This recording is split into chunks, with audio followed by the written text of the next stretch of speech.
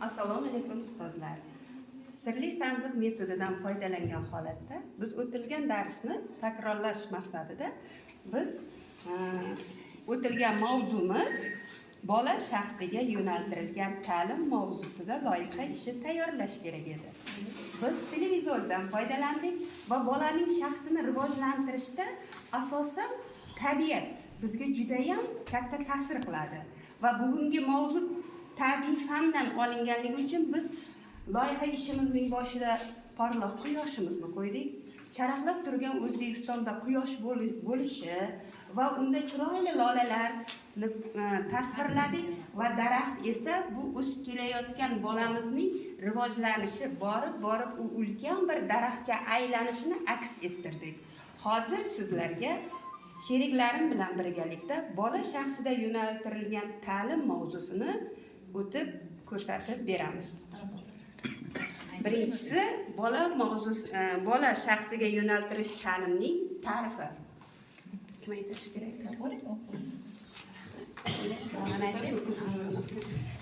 Bolaning ehtiyojlari, qobiliyatlari, qiziqishlari va o'rganish usullariga e'tibor qaratadigan, ularni o'quv jarayonini markaziga qo'yadigan o'quv yondashuvidir. Bola shaxsiga yo'naltirilgan ta'limning ta'rifi. Va bizning televizorimiz keyingi kadrga o'tadi.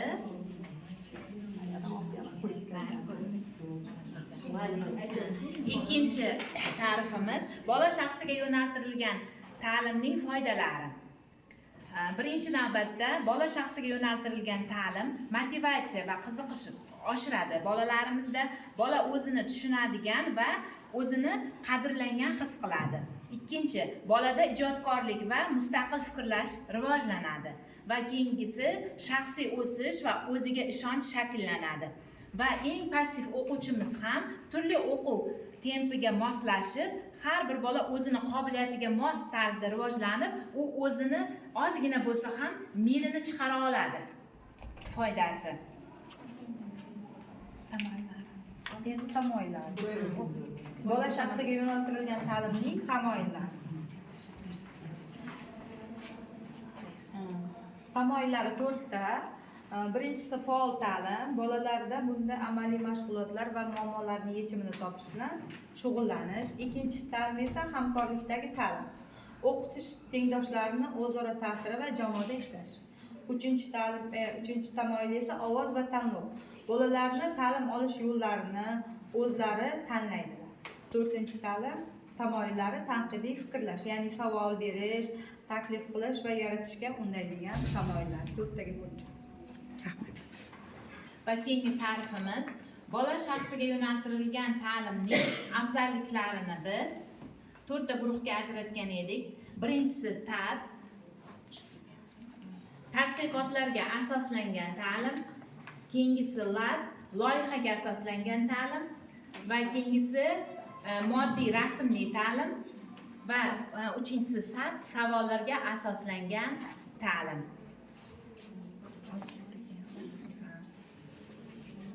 Xullas bu mavzuda biz shunga nima bo'ldikki, xulosaga keldikki, doim dars jarayonida bola asosida turib, bola 80 markazda turib, bola 80% o'zining barcha qobiliyatini chiqara olib berish kerak. Biz bolani to'g'ri, ba'zi bolalarimiz matematikadan yaxshi bo'lmasligi mumkin, ona tilidan yaxshi bo'lmasligi mumkin. Lekin bola texnologiyadan shunday chiroyli chizib bera olishi, u hatto shunday chiroyli bo'yab bera olishi mumkinki, ana o'shani biz boladan chiqara olishimiz kerak. Bola o'shanda menda ham mana shunday qobiliyat bor, men ham mana shu ishni qila olaman degan narsa o'zidagi ishonchini orttirib berishimiz kerak. Shuning uchun biz aytamizki, har bir bola daho bo'lib tug'iladi. Ana shu daholarni biz o'zining yo'nalishi orqali asta-sekin rivojlantirishimiz kerak. Rahmat.